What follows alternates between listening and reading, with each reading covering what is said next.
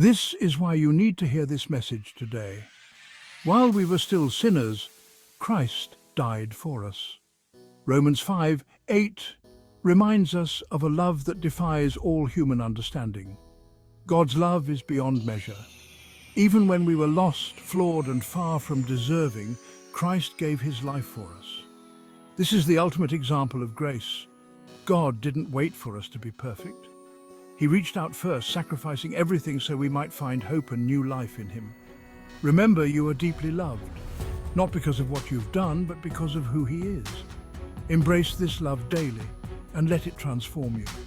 So, take a moment today to reflect on this incredible gift.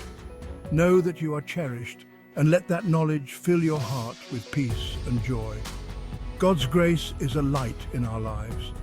Let it shine bright always. As we explore God's unconditional love, let's turn to the parable of the Prodigal Son. Found in Luke the 15th of November 32, this parable illustrates God's boundless grace and forgiveness. A young man demands his inheritance, eager to live on his own terms. He ventures into a distant land and squanders his wealth in reckless living. A severe famine strikes, and he finds himself destitute and alone. He remembers his father's house, where even the servants have enough bread. With a repentant heart, he decides to return home, hoping for mercy. While the son is still a long way off, his father sees him and is filled with compassion. He runs to his son, embraces him and kisses him.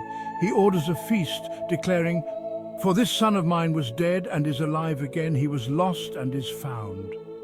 This story shows us that no matter how far we wander, God's love is always ready to welcome us back. Take comfort in this truth today. No matter where you are or what you have done, God's arms are open wide, ready to embrace you with love and forgiveness. Reflect on this story of redemption and let it remind you of the incredible love God has for you. God's grace is indeed a light in our lives. Let it shine bright always.